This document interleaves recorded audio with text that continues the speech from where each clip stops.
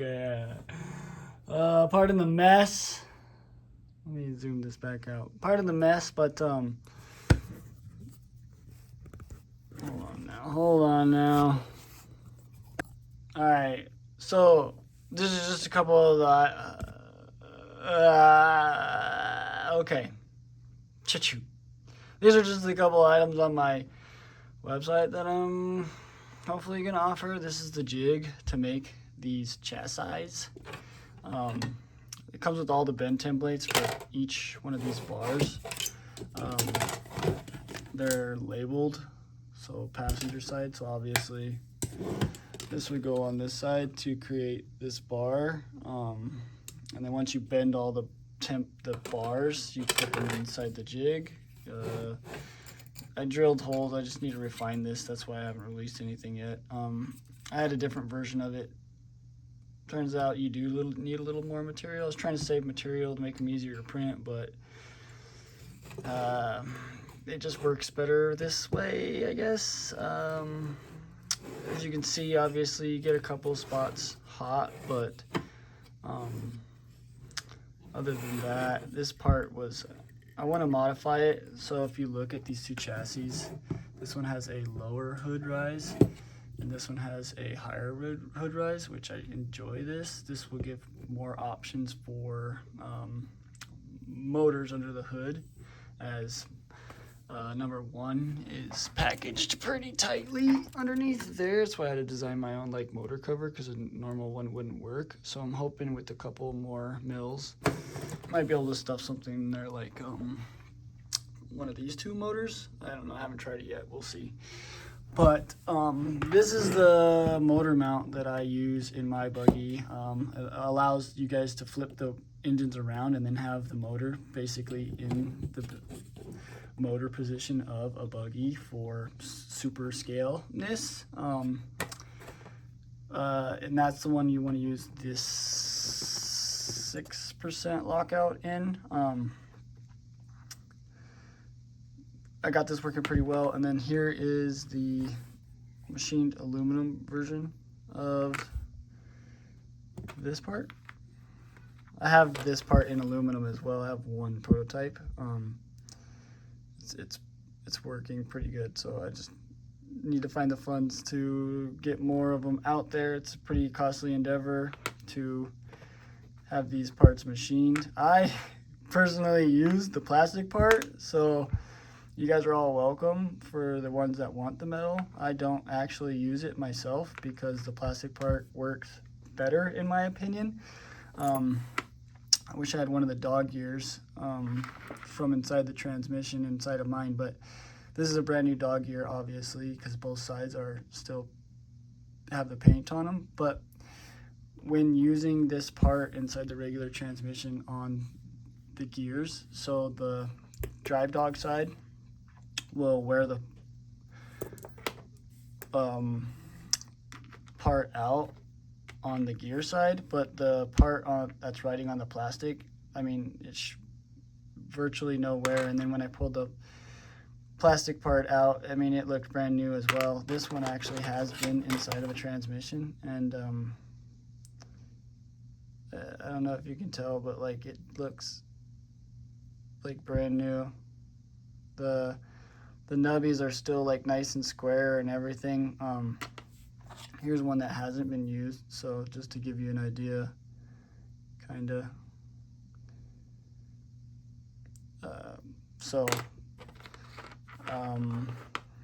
There's that. Okay, one quick thing that I want to add about these parts. This one I do have on the website as soon as I launch it, available for pre-order. This will ensure that everyone will get one. It will also ensure that you guys get one quickly. It allows you guys to basically fund these to get them quicker. It's a pretty big investment up front to buy these and then not knowing if you guys want them or not. So if you pre-order, it would help me know how many of you guys actually want these, and then also save us all a couple bucks. These ones I have ordered, but I'm gonna release a pre-order as well that will also ensure that you get one by going through the website. I'm gonna set aside those who order through the website first are going to get these parts first. I don't like Messenger. That was crazy, doing all that shipping and then trying to remember who I shipped to, where I shipped to, getting addresses, paying for shipping, all of that stuff. I'm going to go through the website from now on. You can still message me if you guys have any questions, but I will no longer be selling them through Messenger. Thank you guys. I just want to say thank you all. Thank you all. This has been a crazy learning process and a fun adventure. So again, thank you for your support. There's the chassis. Here's my buggy. I'll set the camera up and then kind of go over my buggy for those who were asking and wondering. Hold on. I need to figure out a better way to film. But anyway, these are my body panels. Let's just start off with that. These are 3D printed in color, right? These are not a sticker and they're not paint. I don't know if you can see. Not bad. I almost got it to print the tires. You can kind of read the tires, but it says racing. It's pretty fine. And then the top is also 3D printed. The fuel cells 3D printed. The transmission parts are 3D printed. The motor mounts 3D printed. The engine covers 3D printed. I also 3D printed skid plates for the servos. I was tired of jacking them up. The battery goes inside of here, and then there's a plate. Let's see. I'll try to grab it. Hold on. There's a plate that goes in here, covers it all up. Works pretty good. I use a Fusion 1200 kV motor with a 9-tooth pinion in junction with my motor mount. You lose about 30%, but then you can get maybe 8% back with diff gears. So you're roughly 25-ish, let's say, 25% overdriven. So let's just say you remove the portals out of this. So it's like it's the speed of a Phoenix with this motor mount. So or something with straight axles, I guess. So it's not that bad. I do run a fan. I don't know if you can see that. I do run a fan in there because everything is enclosed inside that package. So the battery and the motor and the ESC are all in there, so they make heat, and there's nowhere for the heat to go. So I put a fan in there. It helps keep the temperatures around like 130 degrees, which is pretty good in my opinion. 180 is no good. Never go above 180 degrees. You'll demagnify the magnets and you'll lose performance. Printed radiator. Designed all these little things. The seat. I don't know if you can see back in there, but this is where my servos sit. I have a picture that I'll throw up here of the way the transmission looks before it's mounted. Some of you guys have showed interest in the way these servos are mounting. Hopefully, I'm going to meet up with a buddy tomorrow and give him some servo mounts for his Speedy, and so hopefully those servo mounts will allow all you guys to run a VFD twin inside of a Speedy. He did manage to get a driver in there and everything. I'm pretty impressed. These are insanely hard to package. I'm pretty impressed at like how I did. I mean, if you look in there, you don't really see any electronics. I mean, here's the wires. I just got to stuff them back in their little hole there, but I just had this for scale points for class 3, but originally I wanted to make it a 2-seater. I just didn't have enough time to finish the other side. This is where I just decided to put the receiver is flipped upside down, and then here's the power button for a Fusion. And then the fan is actually plugged into the program port, and so I can turn the fan off and on for the engine cover. I modeled the engine after a 22RE, fits over a Fusion, and then this bulky side over here kind of lets us pack in all the wires. So it's as scale as I could probably get it. I'm gonna work on it, do some more details and stuff. Added coil packs instead of spark plugs and stupid stuff. It's turbocharged, right? I don't know. I use DriveTech shocks. I think there's like 55 weight in there. I don't remember when I put them together. I have underdrive gears in both axles to help with the motor mount situation. This is a 2PU window net that I printed. This thing's working pretty good. I actually laser cut my own foams, so if you guys are looking for some foams for a 7-pound rig, I think I might have figured it out for these crawlers. This is a dual stage in the back. You can see it's a lot stiffer, and this is a single stage, so this has a lot more squash to her. This has been working out really well. I'm running NSDRC servos, low pros for steering, and then the RS100s for shifting. I am actually running this piece inside of my transmission right now. I've been running it since the end of February, probably March, quite a while now. They're the same original part since I built this buggy. Transmission, everything's still perfect. This is how you join the Quiet Club with this motor mount. It's pretty crazy how like silent these buggies are. I guess I got these Method wheels from Vanquish 1.9s on some G8 Trepidors. Been testing the G8s versus the Predators, and the G8s just do a lot better. Some Amazon drive shafts, some Vanquish links, Traxxas rod ends. Pretty simple. I'm starting to work on a winch. This is what this plate is. It's gonna hold a winch. Hopefully, I'm gonna figure something out to get front and rear suck downs as well. So we'll have like what, seven channels on this bad boy.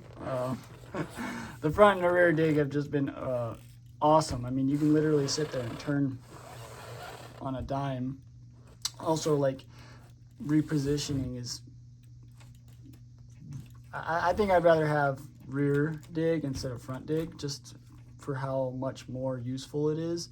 I mean, very rarely do you get to go over an obstacle and then dig it up. More or less, you're trying to like reposition yourself around to get a better approach. It's just consistently more accurate. The other thing about digs is some of them will hook it up like on a 3 position for like a neutral. I just don't recommend it in competition. Mine front is on and off, and then my rear is actually 4-wheel drive neutral lock. And even if I sit there and tune, it's just still not as consistent. Sometimes it'll be neutral, sometimes it'll be locked. And then when there's pressure on it, obviously it's in whatever it is until the pressure's off of it. So, and then gravity as well. I mean, that thing will, I don't know, it feels like it floats around on the pin on the shaft isn't completely tight, and so there is a little bit of like wiggle room on the lever that rocks this back and forth. So that's just one thing to keep in mind. But it is super fun to run a neutral in like scale driving, not actual competition. I guess the one other thing too is this is a knob that I made for the Radio Master. It's just so much easier to steer the buggy with. I don't like the little lever thing like Josh has. I just find myself like slipping off of it or having to reposition. On this one, I just have to reposition to get to like the top, you know, depending on how I'm holding the controller. But if you adjust your endpoints too. You can get this baby just move just a little bit with and the rear steer will go all the way. Radial master is absolutely a necessity in my opinion for these buggies. Just the things that you can do with these things are nuts. And then also this thing has like a center, so you know exactly where the steering will be straight. There's a little notch in there, you can feel that center. Anyway, I guess these are the motor mounts. I print them out of carbon fiber PC. PLA will probably work. I mean, with the temperature that I see on that motor, 135 degrees, we'll probably soften this up and then warp it, and then you lose your gear mesh. And I don't want to deal with it. So this is like half as light as this, and I don't know. I feel like this is crazy strong. I don't know. I'd have to put some pliers on this and really go after it to break it. They call this like a plastic aluminum. It's pretty tough stuff. Here's Buddy's chassis again. We were possibly thinking of something like this. This would be like the ultimate stubby kit.